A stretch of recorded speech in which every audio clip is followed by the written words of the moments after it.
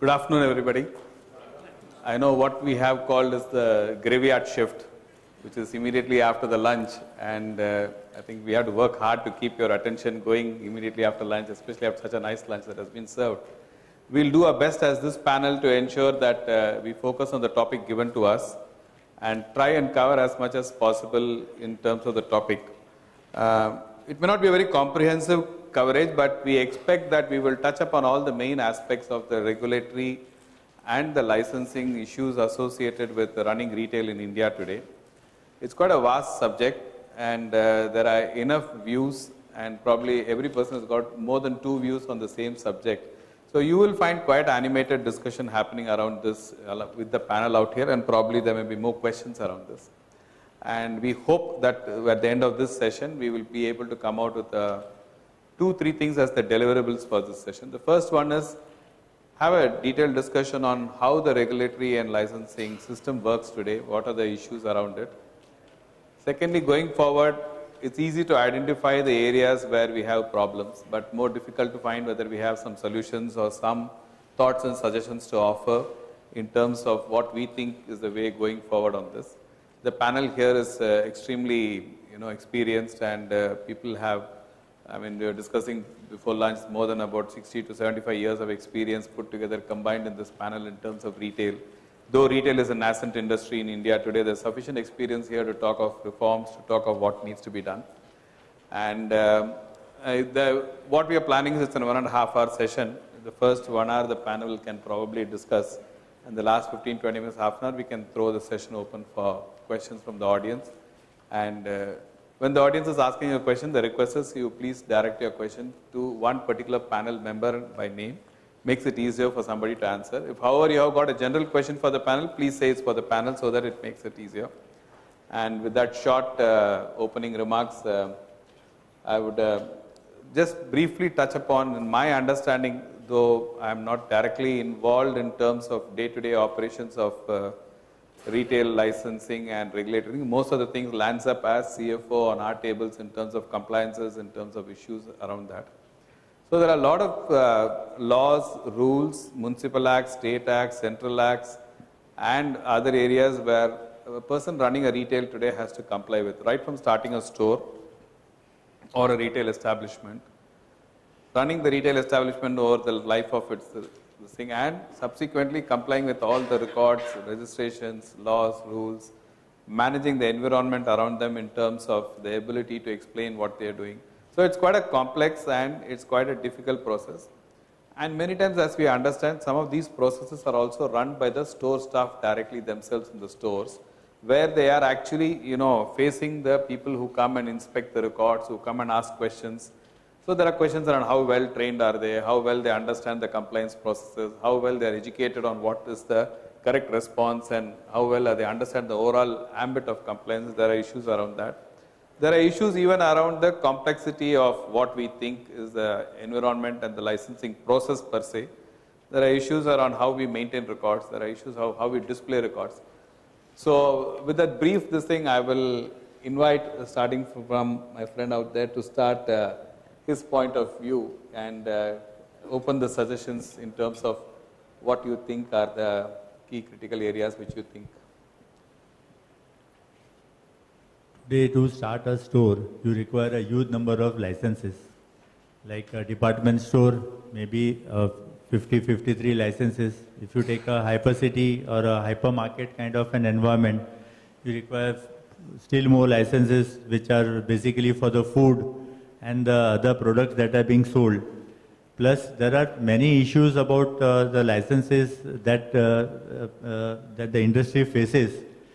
To start with, the basic licenses are there. Companies have to obtain the labor license. Companies have to obtain various licenses to open a store, to see that the OC is there, fire NOC is there, the trade licenses are there. There are so many licenses that the stores have to obtain. Then there are so many other licenses and the other acts that are applicable to a company. If it is operating in Maharashtra, you have the Mathadi. If you are operating in other stores, you have a trade license.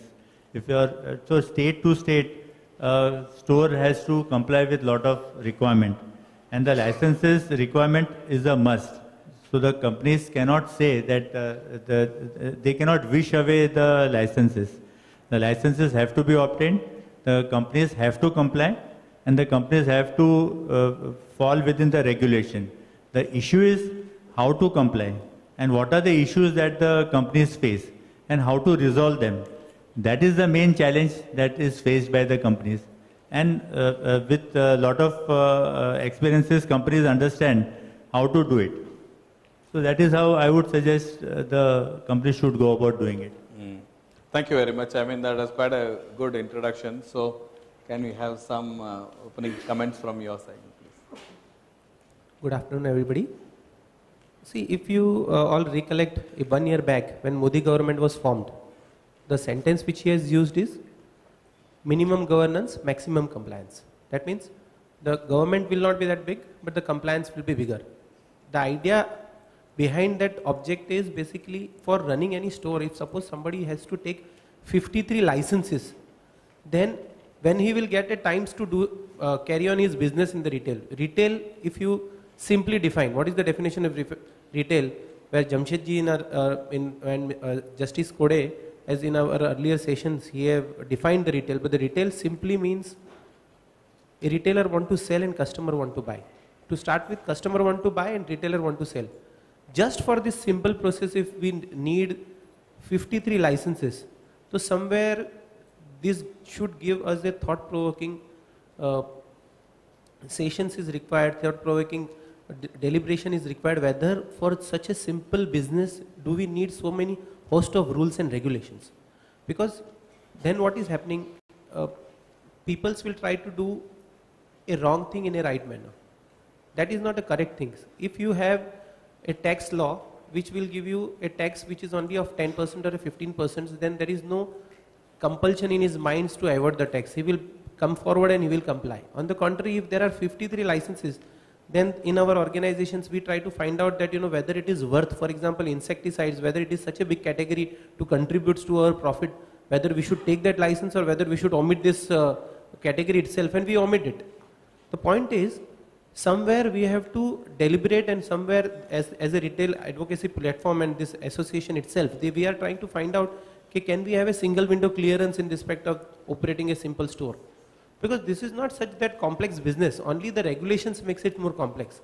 So here we are trying to discuss it out where we can able to minimize the same way, minimum government, maximum compliance which we want to do it. So in case if there are regulations, license which is required, if shop and establishment, food license, 2 or 3 license which is required, and if that will help us to operate the store successfully, I think that is much better. Thank you. Can I ask Ramprasad? Thank you. I mean, there's no doubt in anybody's mind that we are operating currently in a situation of where it's a maze of laws. There's a central government, there's a state government, there's a municipal authorities, and all the three are enacting their own laws. To add to that, there are rules under every act or every possible act. Since we recently did a compliance management exercise, I mean, I wasn't really surprised, but you will not believe, all of us, give and take plus or minus 10 laws, it will be easily about 70 to 80 enactments will be covered under this kind of an industry, retail. You can be food, it can be something else. We are talking about 70 to 80 legislations that are impacting our business.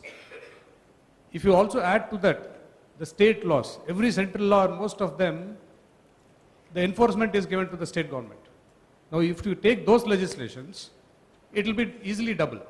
In our case, it was something like 169 laws that were applicable to us as a retail company. The problem is not only with the number.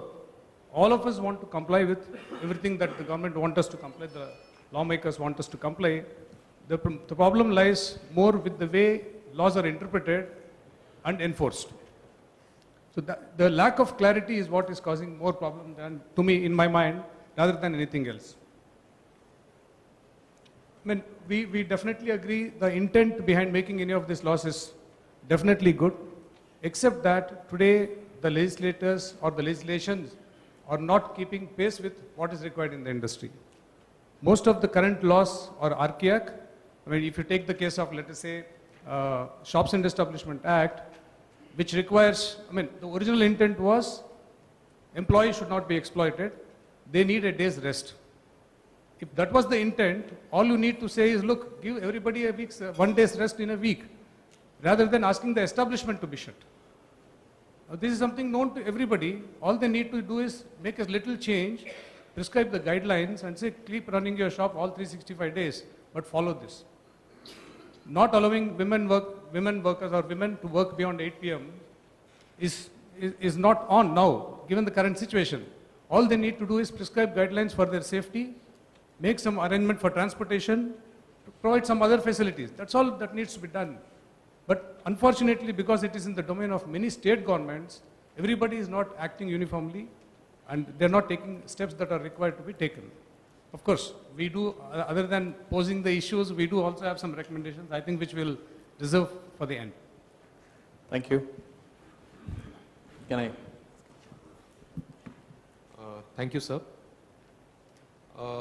I'd just like to touch upon a few issues being faced by this sector in terms of regulation and laws, and later we'll come to solutions, reforms, and so on. I'll just take some specific examples of the Shops and Establishments Act, which applies to practically all establishments with which we are involved. And there you will find very archaic provisions which are completely out of tune with the times. You see there, one must recall that this act was enacted in 1948. Okay? This is the time of post-independence. This is the time of the first 5-year plan about to evolve. So here we have provisions that speak of, women not to work after 8:30. I mean, now we're in 2015 right now, right? So this is an interconnected world. This is a 24/7 world that we live in. Now, what is 8:30 p.m., what is 8:30 a.m., who knows, and practically who cares?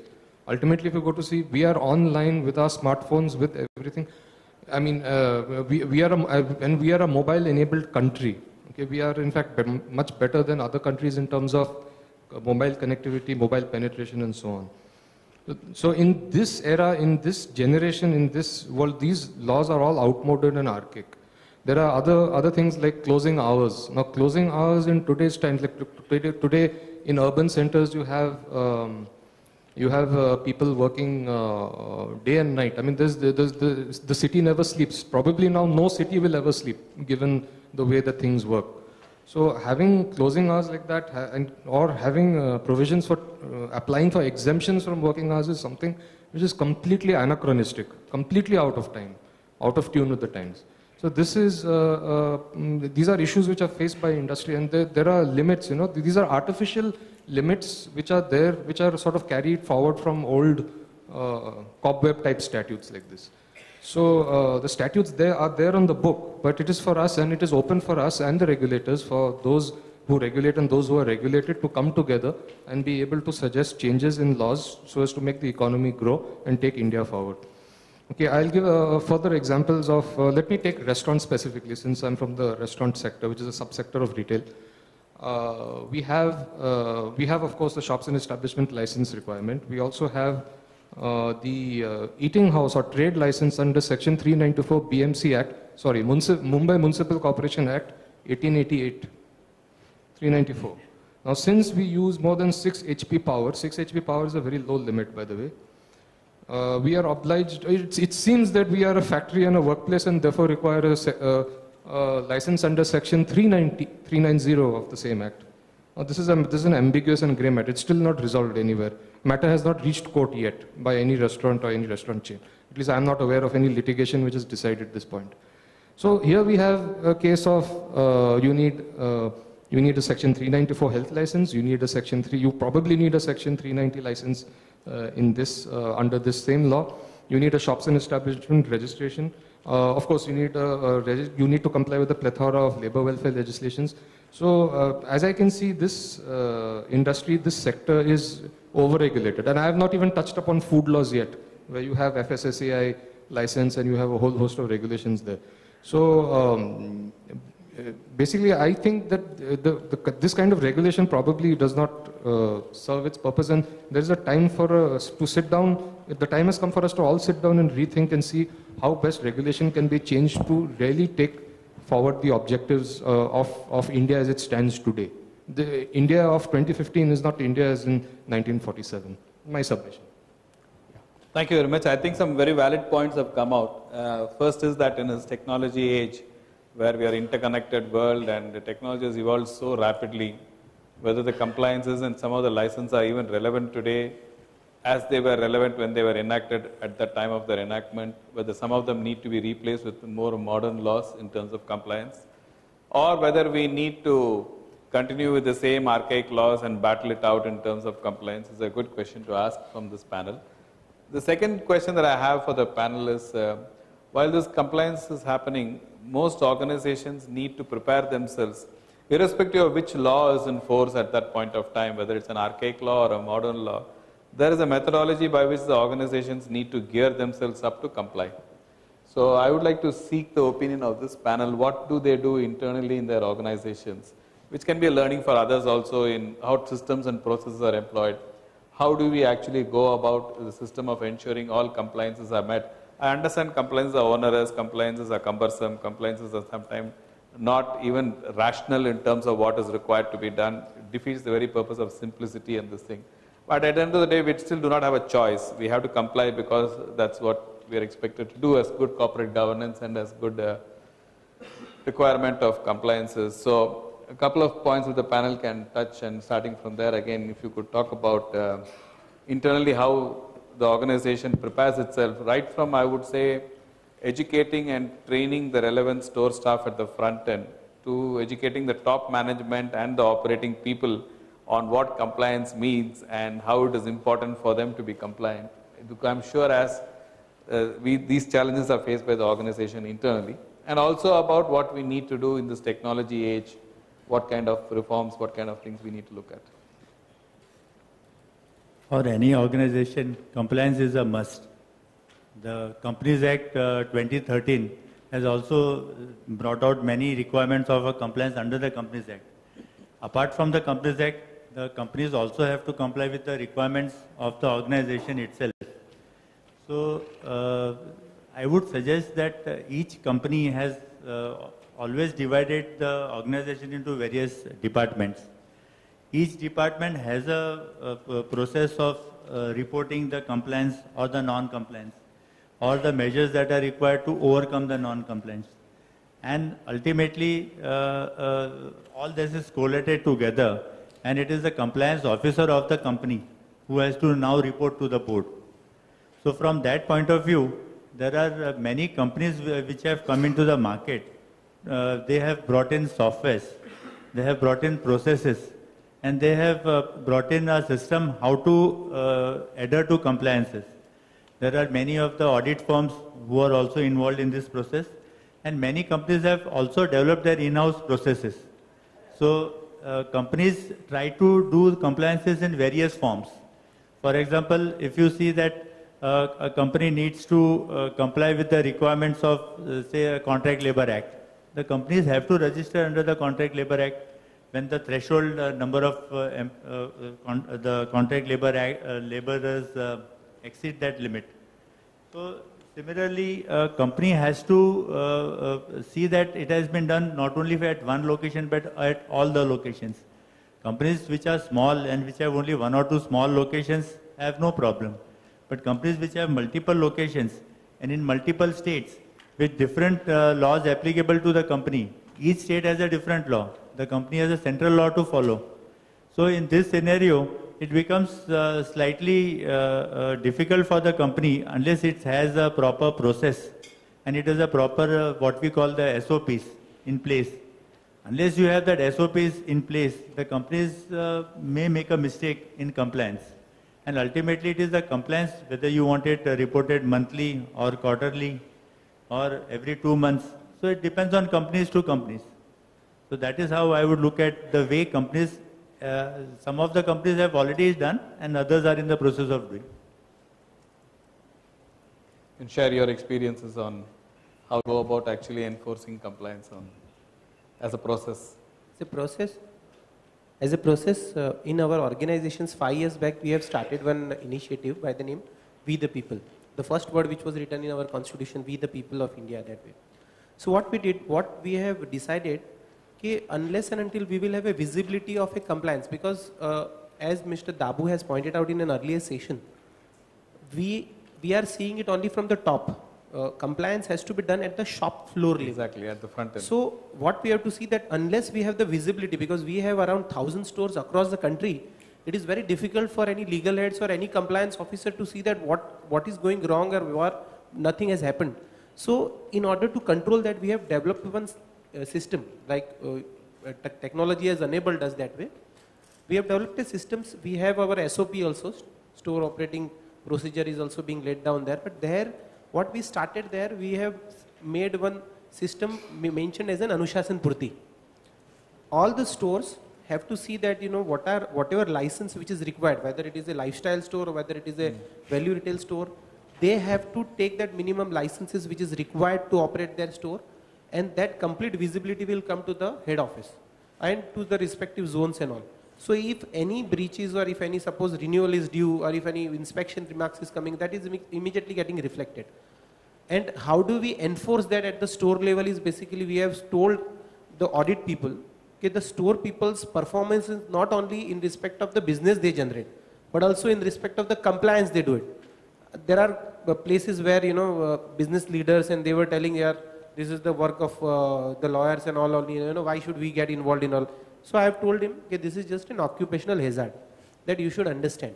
Today, if you are operating in any system, if operating a store, if you are doing any business, so if you know, if you say that, you know, it is only the work of a lawyer only or a general counsel or a compliance officer to know the law, that is not the correct thing. We will educate you, we will guide you, but finally it is you only who have to comply, because it is going to get affected to the entire organization. That is number one. Number two, in respect of educating, like for example, in the recent case, in the essential commodities, when central government has just before, one day before the Dussehra, they have withdrawn the exemptions given to the multi-state operating retail stores from the limits which has been laid down for an essential commodity. We immediately went to our systems, seen in the Anushasan Purti that, you know, since we have not taken the license, by yesterday we have seen that we have given a mandate to everybody on all the zone, around more than 400 stores across the country. In a single day we have seen that, you know, in the 3 days we apply for all the licenses which is required. So I think that gives, even if the people, those who have visited the stores, those who have came to the government or agency, those who have came, at least they take a lenient view, you know, exemption was withdrawn just 2 days back and then you people have applied it immediately. So they have a different approach towards it. Correct. Second thing, and the very important thing is that, like, another Consumer Protection Act is coming. The Consumer Protection Act is now introducing a new parlance of a criminal jurisprudence inside it. So we are educating to all the store people and we are making them aware that, you know, you have to read this, because it is not only the director who is going to get affected, you all have to get affected. So you should be conversant with the new Consumer Provisions Act which is coming. So I think that makes business more vibrant, that makes them more alert in respect of a compliance. Thank you. See, any well-managed, well-gone company would want to be compliant with applicable laws. There's no doubt about that. I'm sure everybody sitting in this room will agree with that. In the good old days, when I say good old, about, let's say 5 to 10 years back, the dependence was more on an Excel sheet or somebody having a list of compliances that he has to do in a HR department, in a finance department, in a payroll department. He will know what needs to be done, and managements were hopeful that he's doing what he has to do, and they were hoping things will be very hunky-dory. That is how compliance was met in the recent past.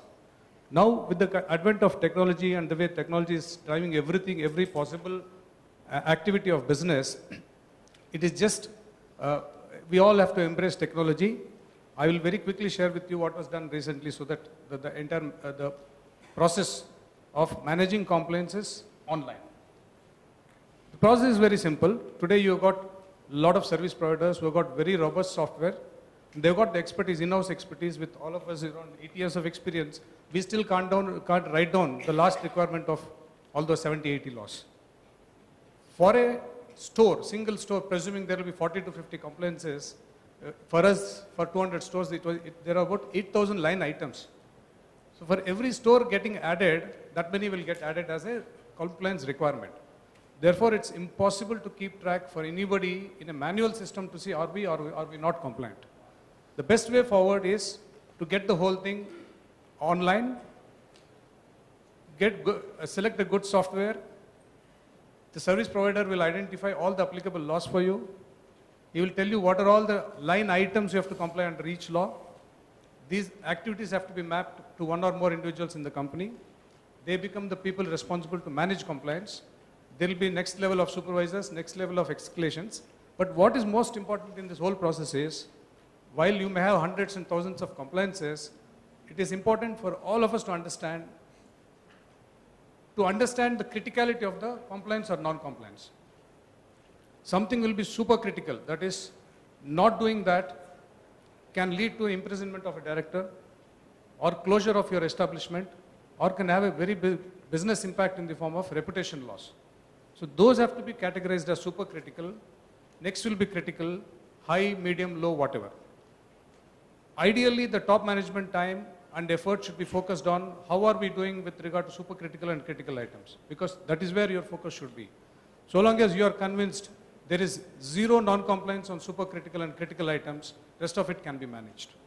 I'm not saying others are not important, but in life you have to prioritize. Everything is ABC analysis.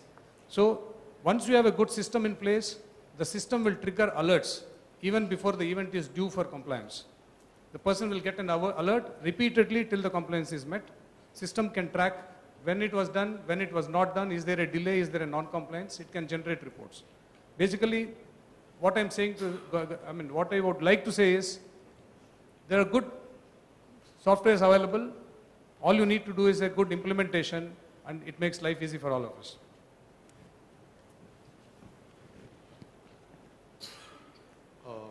At McDonald's, I'm glad to say that we have a culture of compliance inbuilt from the start. From our very first restaurant, we had a hiring maid, and that hiring was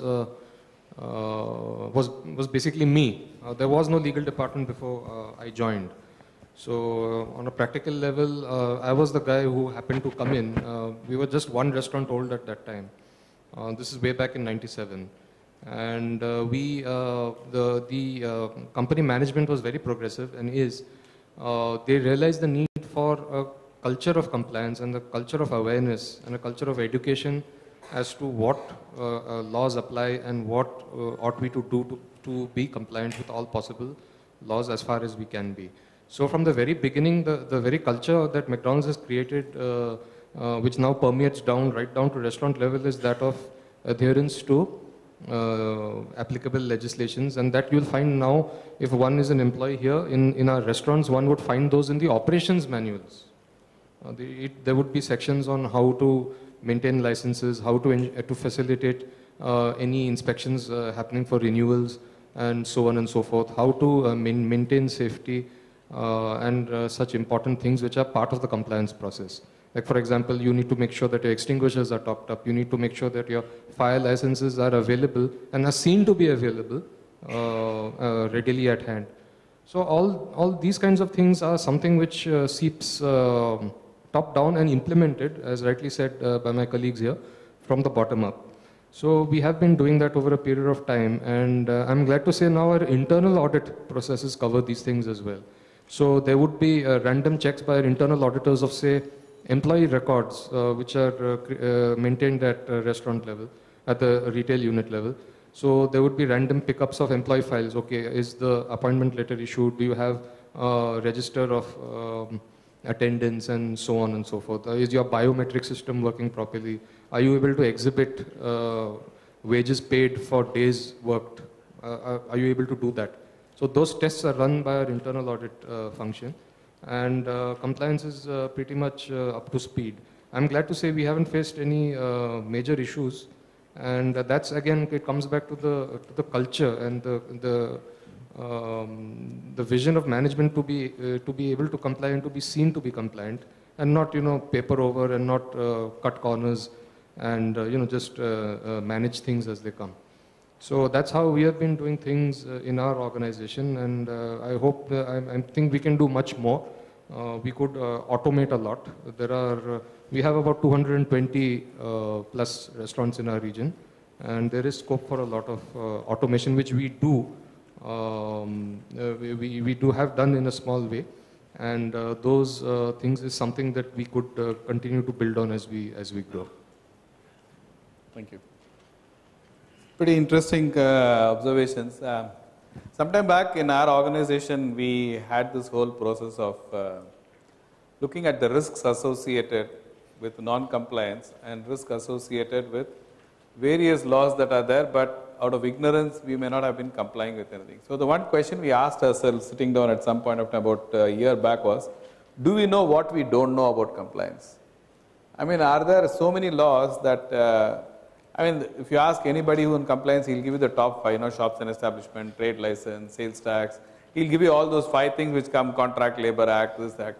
But if you really scroll down, there are so many archaic acts, and depending on state to state where you need to comply. And when we actually sat down and tried to list down all the compliant areas that we need to, we also run factories. So there was also laws associated with factories besides the shops. It turned out that the sum of all knowledge of all the lawyers and the accountants and the tax people put in the room, still they all came away from that room after the end of that workshop feeling that there are many areas where we don't know what we actually need to comply. There are archaic laws which people have not thrown at us because even some parts of the government have forgotten about those laws. They have not been repeated by the government, but in theory and practice you have to comply with those because they are still valid and applicable to you.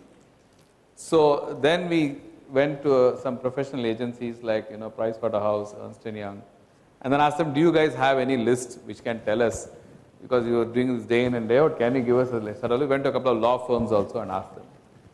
Net at the end of it, we have a list. We are not sure how accurate and how comprehensive the list is. But all that we can say is the list has grown from what was about 30, 40 laws which we thought was applicable to close to about 80 to 90 applicable acts, laws, rules, regulations, notifications. At some points of time, a municipal corporation comes out with a notification banning something or saying something can't be done in certain fashion unless it meets a certain size requirement in this case a signage, or you need to take an approval from some inspector before you actually put up a hoarding. So there are many such things which in our ignorance we could have not complied with, but which can land us in problem in terms of penalties. So the starting point of compliance we realized was even compiling a list of applicable activities or actions which the organization needs to comply with. So that's a massive task which we undertook at that point of time. The reason I'm making that statement is, it's becoming increasingly complex for any organization to run a business today by meeting all the statutory requirements in terms of compliance, because A, the acts keep changing and the notification keeps changing. B, the interpretation of what is notified and being acted is left to a large extent to the discretion of the officer who is interpreting it. So you will have to battle an interpretation which you think is logical, but which he thinks is to be interpreted in that fashion. So there are two views that come into play. And B, people keep changing within the organization, outside the organization, so a lot of knowledge also disappears when people go away in terms of compliance. So that brings up other challenges in terms of how do you comply. So the question I have for the panel is, how do you now with this modern age of technology, we talked about putting in software, we talked about putting in this thing. How do you think that going forward in the next few years, this whole compliance, this thing is going to evolve from our point of view in terms of this? Do you sense that there is going to be a role that technology is going to play with governments also increasingly becoming digitized and rolling out a lot of efforts on digitization and looking at various aspects of it? Is there a role that we as an organization can play in influencing the government in going the digital way to make compliance online, to compliance self-certification? Your thoughts around those and what do you think can happen in terms of this?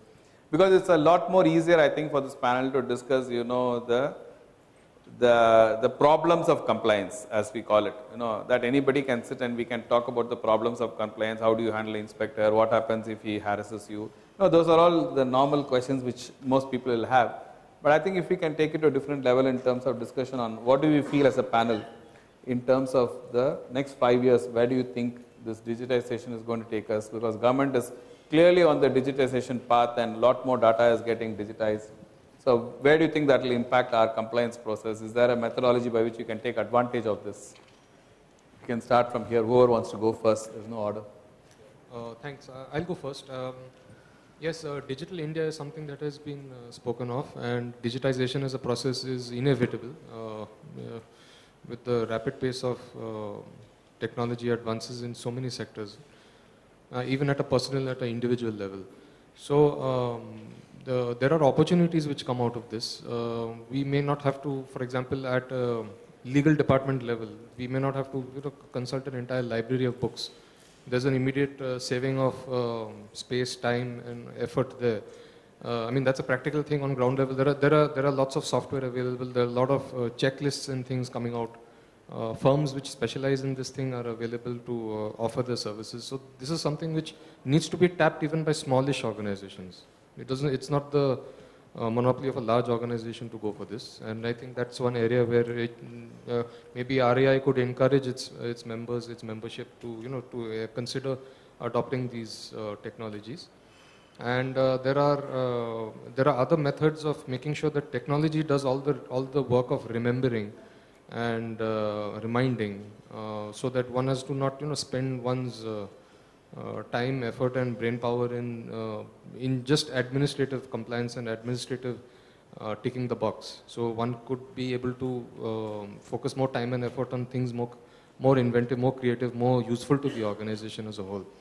So I think technology, computers, digitization, we are as a country and as a culture, I think we are pretty much adaptable and inclined to this kind of activity as a whole. And I think we should be, as organized retailers, I think it is we'll probably be the first to jump and take the chance and make sure that we ensure that technology is a great tool and we put it to work to ensure better and more comprehensive and more verifiable compliance. Typically, if you can place most of the acts in different buckets. There are fiscal laws, there are commercial laws, there are labor laws, whatever. Interestingly, fiscal laws have moved ahead. If you see today, what is really the revenue for the government, whether it's in the nature of TDS, whether it's in the nature of service tax, income tax, you name it. Everything, central excise, everything can be done, payments can be done, credits, input credits can be taken, everything is online and systemized. I mean, it's surprising that one wing of the government is looking at things progressively, where it even concerns revenue for the government, they're okay for you to do online. When it comes to welfare legislations, maintenance of records, keeping some leave book, I mean, I don't think anybody in this room would, other than Gopalji and few of us, would have seen what is a leave book. You have no idea what a leave book is. What is the need for maintaining one leave register and leave book? Okay? So the point is, some departments have moved ahead, and some departments have not. Like Mr. Vishwanathan rightly mentioned, typically there are 3-4 areas. One is when you start a store or when you are starting a business, there's a one-time requirement of registrations, licensing, all that stuff. Coming specifically to that area, I think the simplification and the technology adoption there should be, first of all, there should be a simple one common application for a set of license. It's the same labor department that is issuing. Why should I make multiple applications to the same department which is issuing multiple licenses? There should be a common application form for one department, whatever it may be. They may be issuing 5, 10, 20 licenses, doesn't matter. Common application, online application. Today what happens, in reality, we go and wait for the inspector to come and receive the application. He won't turn up, or he may have his own problems. He is busy on the enforcing something. So it should be common application, it should be online. There, half the battle is already won. Once this is made, like some of the laws, for example, central excise, if you have made an application for central excise registration, it is deemed registration if it is not denied within 30 days. Every law should adopt that, unless it's of very great importance. Government can use its wisdom to decide, that should be far and few. Once you apply online on a common application, 30th day if you don't get, it is deemed as to be given. These are some things that government should actually look at. This is for the one-time registration. For the ongoing returns and records that should be filed and submitted, whatever, all these filings should become online filings only. Nothing should be a manual filing. So that there's no hassle of wondering whom to file with, what to file with. So once that is done, similarly display of registers and records. Gratuity Act, Bonus Act, this Act, that Act, all acts. What is the point in putting it in on one wall of the building rather than put it on your intranet portal, which is today accessible to all? So that bit also is taken care when it comes to ongoing stuff. Going forward, I mean, government by on its own can do a lot of other simplification measures, but definitely this too will ease our process and make life a lot more comfortable. Lastly, see, there are a lot of visits happening. Today, you don't know when an inspector will visit you. We have no problem when he is visiting us. Why can't there be one annual visit with prior intimation so that everything is kept ready instead of springing a surprise on us? They go to a store, record is not available, you have to run to another place, take time. There should be an annual visit. Even better, this is something everybody should think and deliberate. Why not we do a self-certification? That today again in fiscal laws is allowed. You do your declaration. If I find something is wrong, I'll penalize you. Make the penalty higher, but allow for self-declaration, self-certification. After I certify and declare you find something wrong with it, you have a stiffer penalty. I think these are some measures that would go a long way in helping businesses. Thank you.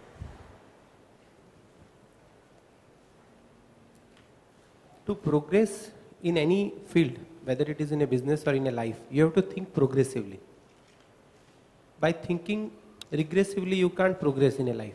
The means, in case if law which was being enacted at a time when the British rule was there, today, as rightly pointed out by Mr. John, he was saying, if law is there, then you have to comply. Whether it is bad or, we cannot say that, it is not bad, that's why I will not comply it.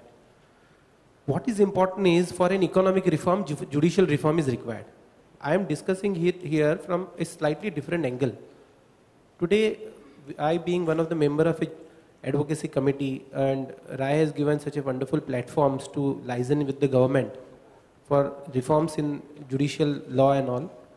I will tell all of the people, those who are here, those who are the participant here, they are connected with the law, they are legal heads, general counsels of the organizations. How many of you are actually going through all the draft act which is being published by the government? They wanted to know that basically if this act is there, whether it is going to affect you by one or the other way. How many of you are actually contributing by mentioning that, these are the changes which is required, so you can approach either RAI or FICCI or a CII. So I think there can be a changes. That is, I think, progressive, which is required in the coming years which will be seen in the coming decade. I will also mention, unless we will proactively work, rather than we will, instead of responding to what is happening about whatever act which is being passed, if we progressively start thinking that way, I think that will be a first positive step. Second important thing is basically, we have a meeting with Rajasthan government. I met with Principal Secretary of Rajasthan government, Mr. Agarwal. There he was saying, I was telling that there are so many returns which has to be filed under the various labor law. So he said, we are coming out with a system, and they have already came out with that system, where all the certification has to be done on the site once only. There was a mandate given to all the inspector under all the act, to all the inspector in Rajasthan, that other than one visit, they should not visit to the store for more, and that one visit also, one inspection also should be just to see that whether they have complied and they have filled everything by way of a self-certification. I think that models can be adopted by everybody. I'm not saying that we can change, we can make all the changes in one day itself. But the point is, we can initiate from that perspective. Secondly, in Maharashtra government, which has taken a very positive step, we have represented and we were telling that why there was a requirement of keeping a physical record. Physical record, if you have seen during that Kishore Kumar's movie and all, then people used to write on the paper and everything. Now everybody was using smartphone, computer and everything. Digitized is there. When our Honorable Prime Minister is talking about digitizations of the country, then I think every record should be digitized. I think that is much more important. Maharashtra government has accepted our proposal, and then they have said, no physical record required to be kept, and they have given the peoples or a company, those who are actually maintaining the record in a computerized form or a digitalized form, they should be exempted from maintaining any physical record. I think that's the second step. which everybody has to do. Thirdly, regarding the clarity, there is no clarity, like I endorse what Ram Prasad ji is saying, there is no clarity like this in this essential commodity. We are retailer, we have to take a license. Wholesaler is having actually a higher stock limit, but wholesaler cannot sell it to retailer. Retailer, they cannot keep a higher stock limit, but they can sell it to the ultimate consumer. In the entire world, other than India, I have never seen anywhere in the entire world there is a stock limit which has been kept. Stock will be used as per the demand. If there is a demand, then people will keep the higher stock. Why we cannot take that kind of a progressive approach? When we asked it to the inspector, when we asked to the department, can you issue us one wholesale come retail license? He said, no, we cannot. So I told them, please then grant us a wholesale license so that we can keep a higher limit. No, you can't keep a wholesale license. Since you are a retailer, you have to take a retail license. Then we said, then can we keep a higher license, a higher limit? So he said, no, then since you are a retailer, you cannot keep the higher limit. So this kind of ambiguity, in case some other inspector will say, ठीक है आप ले लीजिए wholesale license. What does it mean? That there is no clarity in the department itself or in the regulatory regime itself where they can say, suppose today if you have a query like a concept of an advance ruling and an income tax 245, here also suppose if you go and ask it to government, they will say that it is being mentioned in the act in so and so place this way, you can interpret on your own way. Why can't you come out progressively and you can answer it out? So I think these things, this clarification and everything, these things I think in a digital India, I think which has to come forward before an industry so that there should be a more number of a compliance. In case if there is a violation or a breach, it doesn't mean that they are not complying, but there is only the point is basically it is not being clarified at a right time. That is the reason even the Maggie episode has also happened. Why it has happened, without going into the detail, the point is it has created a bad image in terms of an investment in India. So that impact also has to be assessed. So in a time to come forward, that clarity and clarifications from the department, digitizations and acceptance of a digital records, single window clearance, these all things are much important for success of any business and for a development of an industry.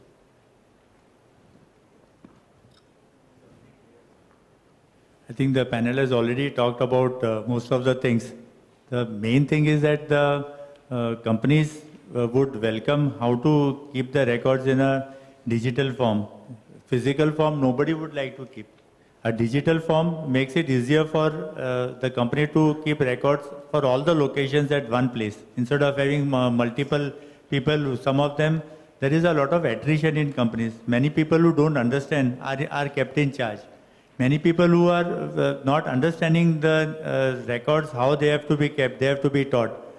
So if you keep everything in a centralized form, it'll serve a huge purpose for the companies to be compliant.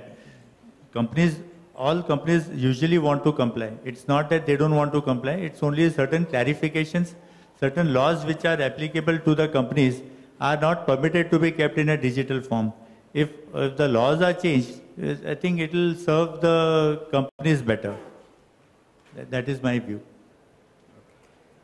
So I'd like to switch the topic to a slightly different note now. I mean, supposing tomorrow the government came before this committee and said, I will grant you any boon that you want in terms of licenses and regulations and whatever complexity that you have. What would this panel ask the government in terms of, say, as the ideal way to regulate this retail industry and the ideal way to ensure compliance by the retail industry in terms of what the government requires? So, whoever wants to go first, I mean, assuming that you have a free green slate from the government and they give you a boon, okay, now you tell us from your side, what do you think is the best way to regulate this industry and what do you think the industry also can do in terms of compliance? Thank you, sir. First thing, I don't want to wake up. So coming to the point, I think the first thing that our industry or our sector would like to see is that to be able to sort of recognize retail for what it is worth, or for that matter, the services sector for what it is worth. I want to draw the attention of the House to the Constitution. Let us go to the root. Let's go to the Constitution. Let's go to the Directive Principles of State Policy. Let's go to Article 43. I'll read it out for you. It says here, the state shall endeavor to secure by suitable legislation or economic organization or in any other way, secure to all workers, agricultural, industrial or otherwise, work, a living wage, conditions of work, ensuring a decent standard of life and full enjoyment of leisure and social and cultural opportunities. And in particular, the state shall endeavor to promote cottage industries on an individual or cooperative basis in rural areas. This is the language of Article 43, Directive Principles of State Policy, where the state is supposed to do things for citizens. So according to this article, what it says, by way of law or economic organization or otherwise, you have to secure to all workers, agricultural, industrial or otherwise. Now I have a problem with agricultural, industrial or otherwise. Okay, it also talks of cottage industries in rural areas. Now in this whole scheme of things, do you see anything for urban organized retail? It doesn't fit. It's not contemplated. In 1950, this is not contemplated. So my submission is that there needs to be created an awareness in the minds of the regulators, in the minds of the state, a full awareness of the contributions and importance of the services sector contribution to the GDP, the role of retail within the services sector. These things should be recognized. This is what we mean by recognition of retail as an industry. Recognition of retail as an industry is not something like, okay, now you add another entry in Schedule 1 to the Industries Development and Regulation Act of 1951 and get regulated by industrial licenses. No, that's not what we mean by this. What we mean is we need to see recognition of retail, of the services sector, so that we get adequate attention and the right kind of regulation for this. I'll just quickly drill down to a specific statute, the Bombay Shops and Establishments Act. I'll take you there. In the long title, it says, an act to consolidate and amend the law relating to the regulation of conditions of work and employment in shops, commercial establishments, residential hotels, restaurants, eating houses, theaters, other places of public amusement or entertainment and other establishments. So it's a consolidating and amending act relating to regulation of conditions of work and employment in shops and so on. The assumption is that workers are being exploited. That is the premise of the long title. It's very clear that the workers could be exploited, so you have to make sure that they get protected. But what about protecting the employer or encouraging the employer to grow and thereby take the economy forward? Again, this is 1948. I have seen much more progressively worded statutes which have come out more recently in the 2000s. They have come out with forward-looking vision and constructive intentions. So this is where legislative reform needs to go. I'll give you an example from the food law. The erstwhile food law was the Prevention of Food Adulteration Act 1954. An act to prevent the adulteration of food. The assumption was that people are going to adulterate and the law has to prevent that. Now it's different. It's now the Food Safety and Standards Act 2006. It's a different kind of law altogether. The whole focus has changed. If you see if you see the designation of the government officer, earlier it used to be food inspector under the PFA Act, Prevention of Food Adulteration Act. Food inspector. Now he's a food safety officer, FSO. The change is not cosmetic. It is in fact something different now, because there is an element of self-certification. There are elements of liberalization which has come through that law. I'll take you to a specific section in that act, in the Food Safety Act. It says in section 18 that the state, the regulator must look to international best practices when it comes to regulation of food. This is progressive law.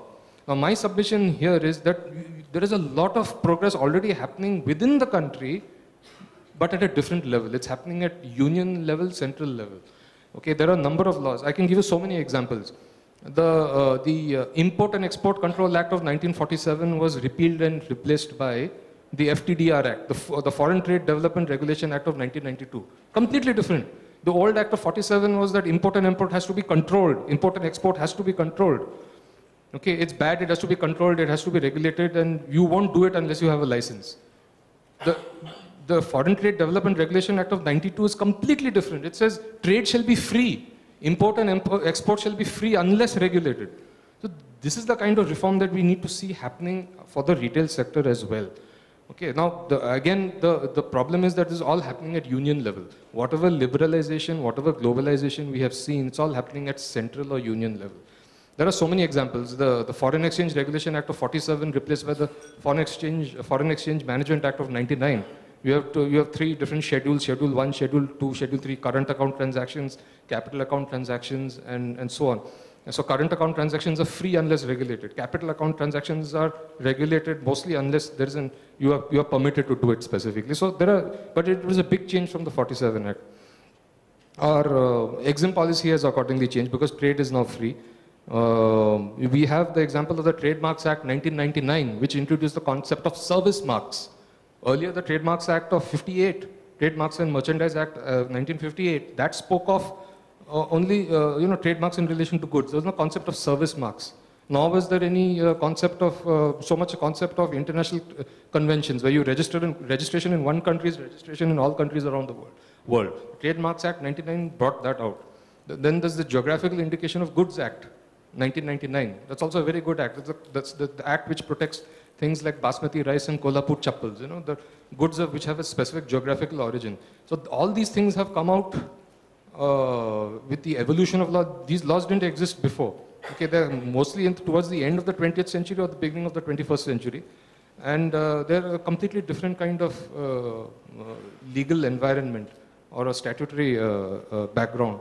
So these things are happening at central level. The problem is they're not filtering down to state level. There are so many other good examples. The Companies Act 2013, it's a central law, it's a union law, applies pan-India. There are so many good provisions which have come through enabling there. For example, just a quick example, managerial remuneration can be doubled with a simple shareholders special resolution. Okay, I mean there are video conferencing in board meetings is enabled. Okay, there are so many good things happening there. Why can't we see these? Why am I to keep a musty old attendance register under a state law? When all these things are happening, why am I obliged to do that? This is what I can't fathom. So where the reform needs to take place is for the states to take a leaf from the center, from their book, and see how they have managed to replace laws. And probably the center can help the states in formulating a model law for retail. Firstly, retail, the services, the very sector needs some kind of recognition at constitutional level or at a policy level or at a macro level. And then going downwards, new laws can be framed, a new model law for these kinds of establishment could be framed. And there, in that law, you could have sections which amend existing statutes saying that compliance with this master law will be in effect compliance with that existing old law, where you don't need to comply separately for those. So this is one probable area of reform. It's far-reaching, but unless we make a start, we'll never get there. And I think that instead of grappling with 50, 60, 70 acts and different kinds of paper-based compliance across states, this is something that we could consider. And we can take examples from our own country. It's not like something, I'm not talking about, oh, take it from this developed country or take it from that Western country. I'm talking about take it from our own center. I could go on and on with this. Like you can see the goods and service tax reform which is happening. That's brilliant. They're talking of the direct taxes code. They're talking of there are so many. I mean, there's a host of central legislations which are being reformed properly. And since retail seems to be affected a lot, also apart from union laws or central laws, also by state laws and city level or municipal laws. It is the local regulators and local state governments and local city governments which could consider or be directed, if that is possible, to come out with a model law which enables and accelerates and aids organized retail in moving forward. I think that's an exhaustive list of wish list of reforms, if one might say so, which is expected from the government. And if RA decides to act on that, I think it will keep them busy for the next few years in terms of.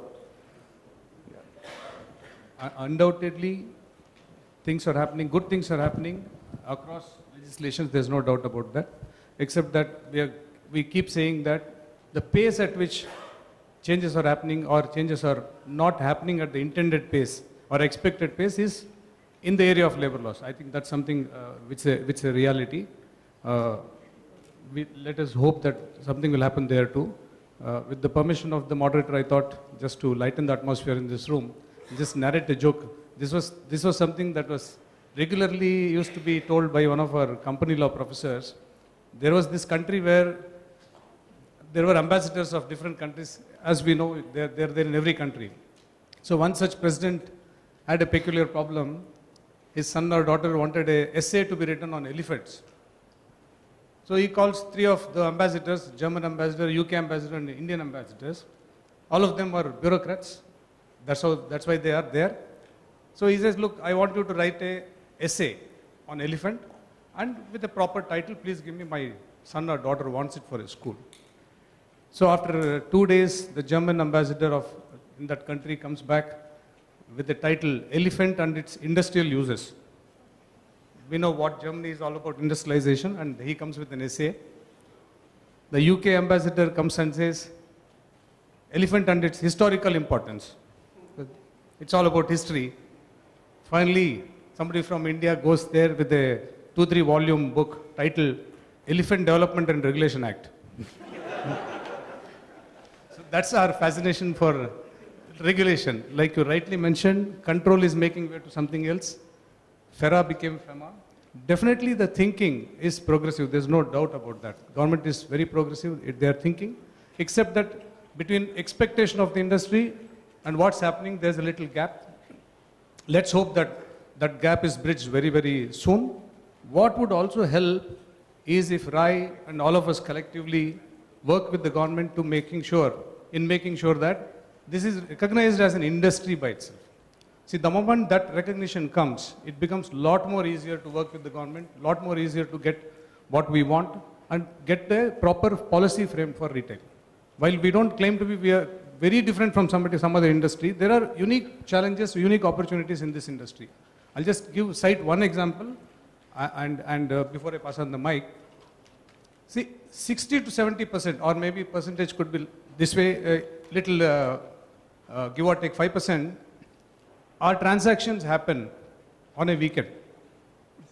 I'm sure you'll agree. Saturday, Sunday is when it peaks. We see maximum sale happening there. Again, there are times, particular time in a day when the sale is also high. Sometimes in the evening, sale is very high because people are shopping at that point in time.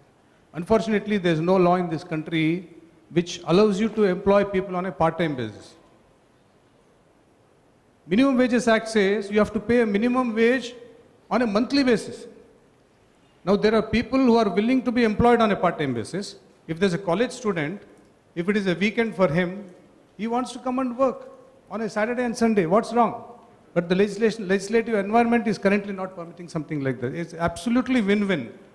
The company does not want to employ somebody on companies want to employ some people on a part-time basis. People are willing to be employed on a part-time basis.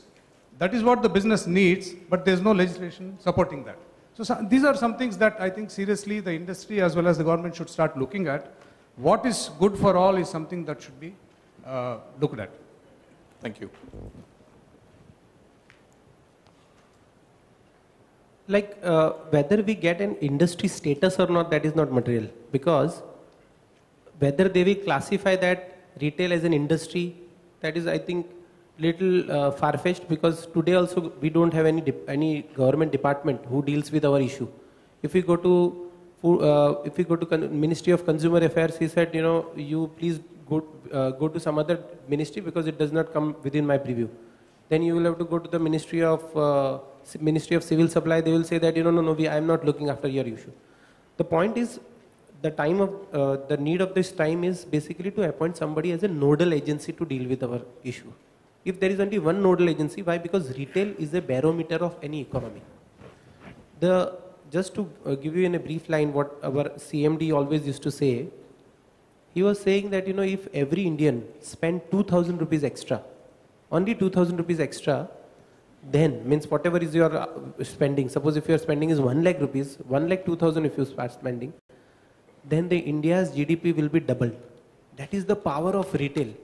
Nobody understand that, So we are like, as my friend Raghu always used to say, we are like an orphan child.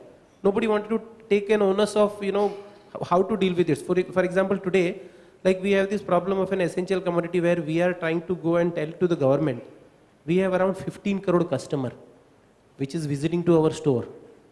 15 crore customers, suppose if you are removing an exemption and if you start seizing all our stock, these 15 crore customers will be deprived of essential commodities which we are trying to protect. So in fact, you are acting counterproductively. So in case if there is a nodal agency, so they will at least attempt to address that. That is very important point. Second thing, I think there has to be a paradigm shift which has to happen in terms of a regulator. The regulator actually, even if, as he was mentioning that our esteemed panelist, he was telling that, that in a food, instead of controller, they were changing the nomenclature as a regulator. But just by changing a nomenclature will not help. You have to change your mindset also. Today also I have read it in the newspaper, that SEBI wanted a power of a seizure in respect of companies which is dealing in the stock, in a commodities, so that they have to see that whether they are actually rightly having that much stock which they are trading in the stock exchange. They wanted a power of a seizure, they wanted a power of an arrest. If every regulator, instead of regulating, instead of facilitating, if they become a controller, and if you will start looking at the entrepreneur and a business as a bulldog only, then I think the industry will not function. Actually, it is going to, it is definitely going to affect the industry. So, for when they are dealing, for example, what is happening today in respect of an essential commodity, there is no, nowhere there is a demarcations in terms of an holder and actually traders, those who are actually doing the business. So that's why, just to coming in the news punchline, what they are doing, chalo, let us catch a Reliance retail store, let us catch a Big Bazaar store, we will seize it out, at least we will show it that we are doing something. But in fact, it is not helping, or it is acting counterproductive. So what is required is the need of a time, which we were also trying it out through an advocacy member, RAI is also trying it out, licensing it out, that there has to be a nodal agency who should address the grievances of this industry. That is very important. Secondly, the basic, if everybody knows that there was one movie of Dilip Kumar by the name Naya Daur. In that the horse carrier, they used to protest for the person who is coming with the bus. Then Dilip Kumar was saying that if this bus will come, people will travel by bus. It will be economical as well as faster. So all the horse carrier will be deprived of money and all, they will be starving. Later on, the movie goes in a different directions, but at the end, they accept that after a certain time, they have to switch over from a horse carrier to the bus, because then they will find out during that time some alternate solutions to this. Same way, we cannot stop an idea the time for which has already come. As a retail, it's a new way of doing business. Today, now the online retail is there. If you see the new Consumer Protection Act, they are trying to control in a manner that that online does not prosper in the manner they are prospering. Why? Because they were thinking that it will go to a different directions. Why we are so scared in the sense? Abdul Kalam used to, our honorable ex-Prime Minister used to say that as a country of 1 billion, sometimes things like a country of 1 million. That's why there is a host of queue which is happening at the airport. If you go to a Kolkata, if you see Bangalore, Hyderabad or Bombay, you will see that there are lot many shopping malls, lot many stores which is there, lot many lot many food court and everything, everybody is there. But if you see, because of under the leftist regime in Kolkata, you will not find any food. One of my friend is there. I have gone there in Kolkata for one matter. There was nothing which is available at the airport to have the food. When there is a demand which is there in a country, we are having so much of demography, so much of diversity, so much of demand which is there. Why we are scared of supplying? Why we are not able to facilitate? Why we are trying to control? Suppose if we will try to control, then what will happen? Is it means that we are able to control? Then he will try to satisfy it. He will try to quench his trust by some other means. Rather than them, that official channel has to be strengthened. I think that's why the nodal agency is required. That's why the reforms has to be something which should facilitate business, which should regulate the business, and that should help the business rather than it should come on the way of the business. Good. I think that is something which we need to do. Yeah. Any comments? I have only one comment that RAI is actually to make the representations Correct. for the ease of doing business. And what is the ease of doing business? That ask any CEO what sort of business he wants to do. Does he want regulations? Does he want impediments for the way of doing business? Or he wants to only concentrate on doing business and let the laws and other compliances which is required to be done by the company. So companies are not against compliance, but companies are not wanting that the business is affected on account of compliance. Today you have e-commerce competing with the brick and mortar. In some form or the other, both are affected in some way or the other. So each one wants to do business, and each one wants to do business in a way which does not affect the other, or maybe in a competitive world. one has to do a business in a better than the other way. So ultimately it is the representation which are to be made is to simplify the laws and make the companies do business more easily. Thank you. So before we throw open the question, I think the summation of the whole panel discussion today has been that remove the archaic laws, list out all the archaic laws and remove that and not make it applicable to this industry. Look at progressively using digitization and technology as an enabler to make compliance a lot easier for the industry. Look at how progressive laws have been enacted in other parts of the country in terms of the fiscal laws and see how much of that can be copied or used to drive the compliance within this industry. Look at model acts that can come out which can help the state governments to make their own laws based on the model act, which makes compliance easier. I don't think the suggestion from any of the panelists has been not to comply or not to have laws which make sense for the nation as a whole. But I think the suggestions are around simplification, rationalization, and looking at progressive laws with enabling technology to look at making compliance a lot more easier. That I think is probably the summation of the discussions today. Now I think we can invite questions from the audience, and it would be useful if you identify the panelists to whom you want to ask the question.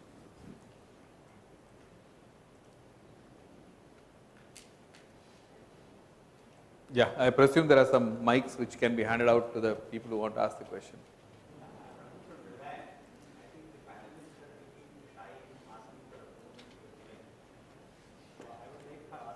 Yeah, you can use the mic so the rest of the people can hear the boon. I'd like to ask for a boon.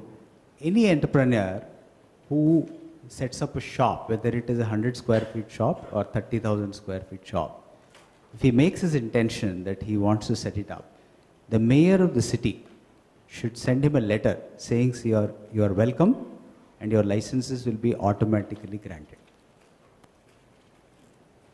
I have. I think it's quite a legitimate, it sort of captures the expected attitude of enabling business to function in a seamless fashion with little restrictions. Can I add to that? Sure, sure. Yeah, Mr. Raghu is completely right and completely bang on. And at central level, there is such a thing for a industrial entrepreneur who wants to set up an industry, and if he is compliant with a broad scheme of guidelines and fits within a set and stated set of conditions, to start up, all he needs to do is file an industrial entrepreneur's memorandum, IEM, rather than get a license. So what you wanted, sir, is exists at central level. Yes, please. Can somebody give him the mic out there?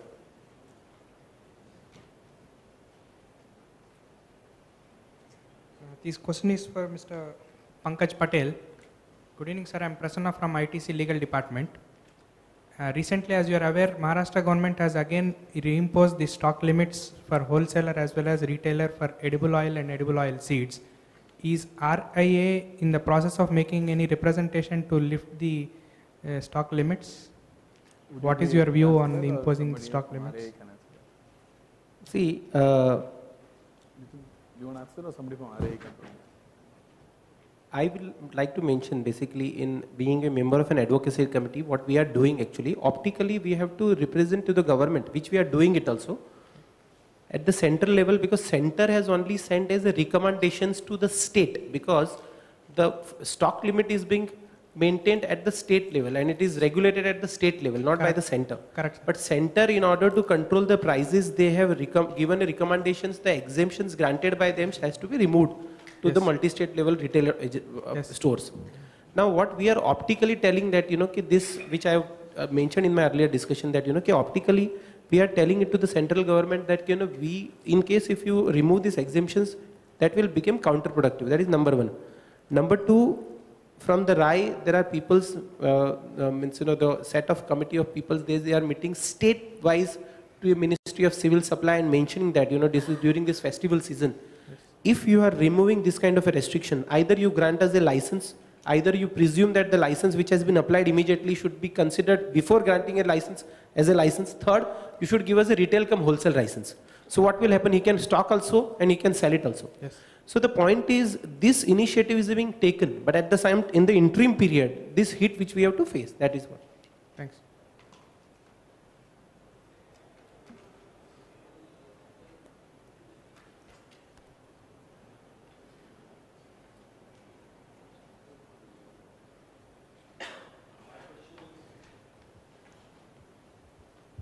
Yeah. Yeah, my question is to any of the panel members. It's regarding the recent essential commodity government order. Central government order was on 18th of October. They immediately implemented with state coming out with a quantity restriction on pulses, and raids were conducted and stocks were seized. Is there any representation is being made by RAI so that no action is taken? Because it was so immediate, there was no time given for us as a food retailer. The stocks are seized and there is no decision taken by the state government. There's no clarity also. In fact, I was with the joint director yesterday. We were asking about what is the fate of the stock which has been seized on 20th during the festival season. And we missed out on 4-day sales. 20th, 21st, 22nd, 23rd and 24th, 25th. In fact, it is continuing to happen. Is there anything which RAI is doing which will help the retailer, food retailer? Kumar, I think this should be addressed at two different levels. One is at the state level, we need to go and understand what exactly they are trying to do, because, I mean, we can't really blame them also. There was a sort of a crisis created. Government has to act. They should show that they are acting. So in their wisdom, they have done what they believe is right. Now, that having happened, once central government has issued a notification saying that this is what it is, state governments have to act. They would have been under pressure to act. So what we were actually talking about it offline during lunch, what is planned is maybe go back to the department, make a representation, make out a case and talk to them. And if that is not going to work, we'll also explore legal options in terms of what's the best. But currently, we're not really able to tell what exactly will be done. But all options are being explored. But the suggestion is, at the state government level also, please engage with the local food inspectors or the whatever the authorities, the commissioners and all of them, and see whether for the time being you even want to make some application or a license or something and mitigate the issue locally also. It has to be tackled at both ends. Yes, please. One more thing, basically logistically you have to do two things. I think because out of our experience what we are doing, essential commodity says that, for example, suppose if you are having it is in case if you do not have any license, does it mean that you don't have to keep any stock? Still there is a mandate that you can keep minimum amount of quantity with you without any license. Beyond that, of course, you need a license, for example. In case if any inspector comes and he will try to seize, in one of our case, he has tried to seize the entire store. I said, why you want to seize the store? You have to clarify to him, maximum thing which you can seize is an excess stock, not the entire stock also. In the worst come scenario, if he seizes the entire stock, but you should not allow him to seize the entire store, because there are so many other perishable goods which is coming. Because so many things this inspector, those who are visiting to the store, no, they don't know. They are only being saying, humko upar se bola hua hai, that's why we are coming and we are seizing. Irrespective of the knowing that, what is within their power. Of course, if later on, even we can go to the court and then court will give us a relief, but by that time it will be too late. That's why, this logistics things, we must do it, basically. Yes, please. Yeah, my question is to the entire panel about the take on business versus compliance. Let's say on the one hand there is a business opportunity, and the other hand there is associated risk. So what is your take and what is your views on the one side where your CEO or your MD says that you have to do the business, and on the other hand you are saying that there is a risk associated with the particular business which the company wants to do. So what is your take and what is your views and how would you balance it out? Okay, let me try and answer that, because this is not a very unique question in that sense. I think most organizations and most situations of a CEO, or the way you put it, a CEO versus the compliance people in terms of the issue at hand, I think it's a normal process in most organizations. The the critical factor one has to look at while taking this decision, whether it's a CEO or a compliance officer, is there is a balance between risk and return in any operation that you do. And it is always important for the compliance officer to educate the CEO on the level of risk that is being taken through that business decision and the impact it has on A, the reputation, B, the penal provisions the company will attract, and C, if some director can even be imprisoned if there is a non-compliance of that order. So it's always advisable that compliance has a precedence in these very critical and drastic situations, as somebody explained here, as a critical risk. That business decision is subjugated to that critical business risk. It is the duty of the compliance officer to ensure that education happens and also try and prevent that decision from becoming a risk for the organization.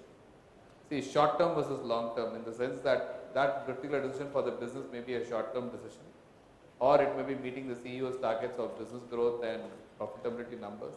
But as a compliance officer, there is a role that the legal people and the compliance people play in terms of ensuring that the entire organization is not being vetted through that process. I don't think you have a situation where you can do a business without compliance. That's the short answer. You have to run a business which is compliant. There is no other way to that. And I think all other questions are mere academics in terms of the value system within the organization. If you have to comply, you have to comply. I mean, you cannot run a business in today's scenario, at least, which is non-compliant. You can see how many businesses have collapsed across the world because of the simple reason they did not comply with norms or they took shortcuts. The recent case is Volkswagen. Now see the penalty that is being paid. It seemed a very bright decision at that point of time to beat the system in terms of fuel efficiency.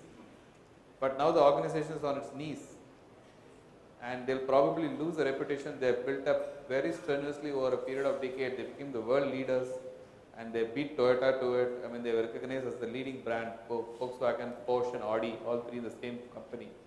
And today they are facing a huge reputation risk which can damage them forever. So I think it's very important that compliance is is good business. Compliance is not bad business.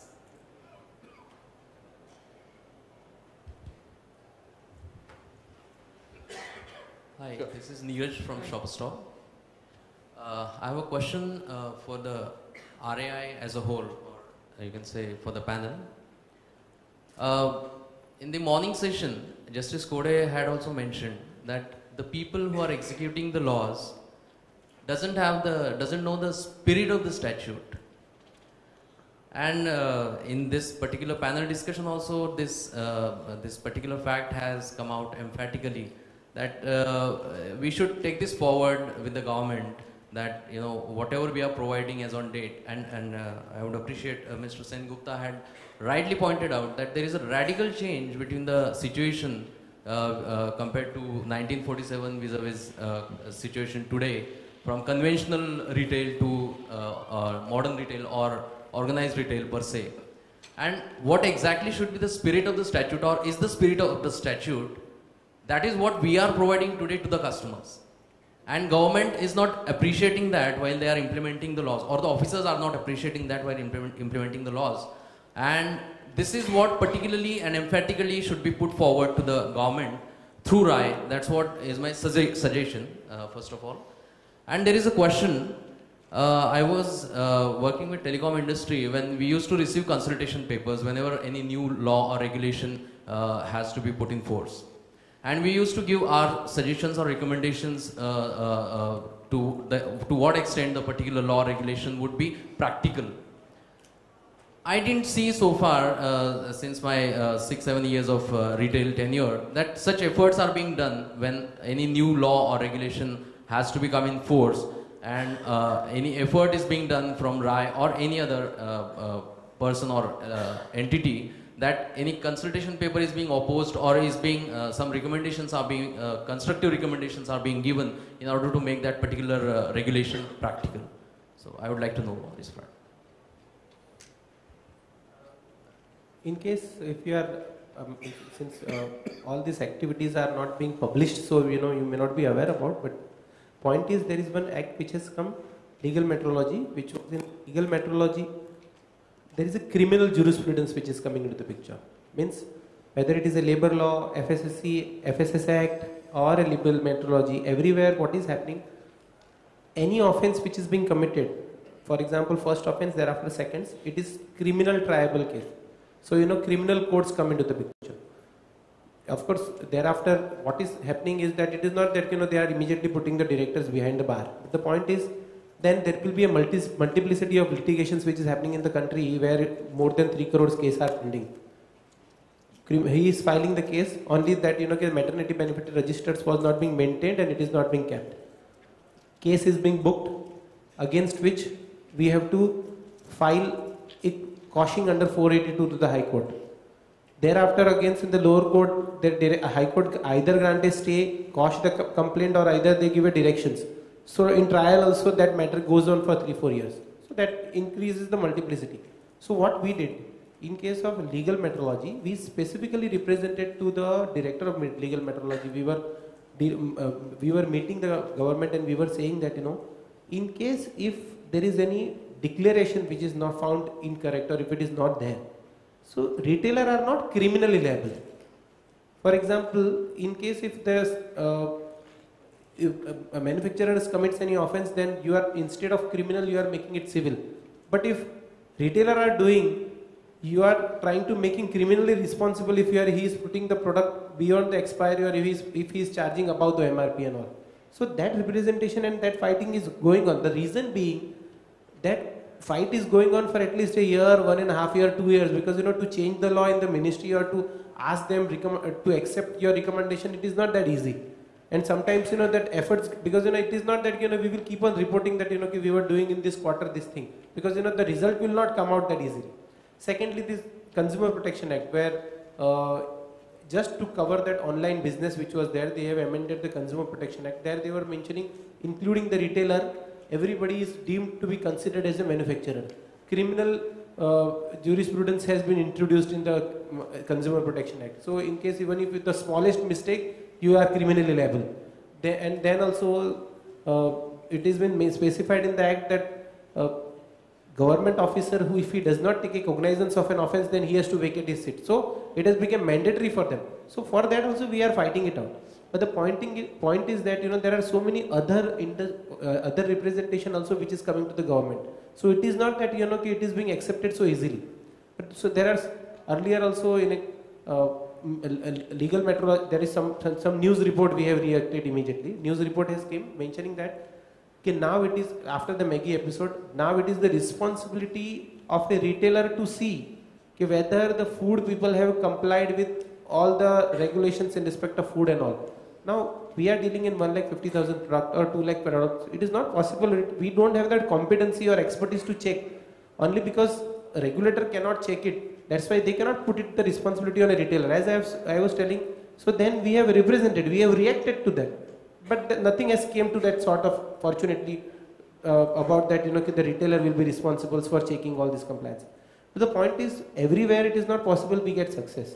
So whatever being successful, like recently that LBT notification which has came, where in an LBT, you, in case if you are having a turnover about certain purchase or sale which is about 10 crore, in that case basically you are supposed to required to take an LBT registrations. So RAI has represented.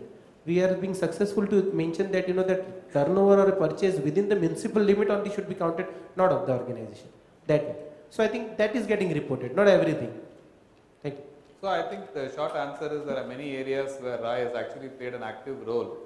May not be, it's so much publicized by RAI in terms of the efforts that are going on, because I think in the nature of the beast itself, it's not advisable to publicize every single effort at influencing government decisions and policies, etc. It's sometimes best to keep it at a lower level. But I think there are a lot of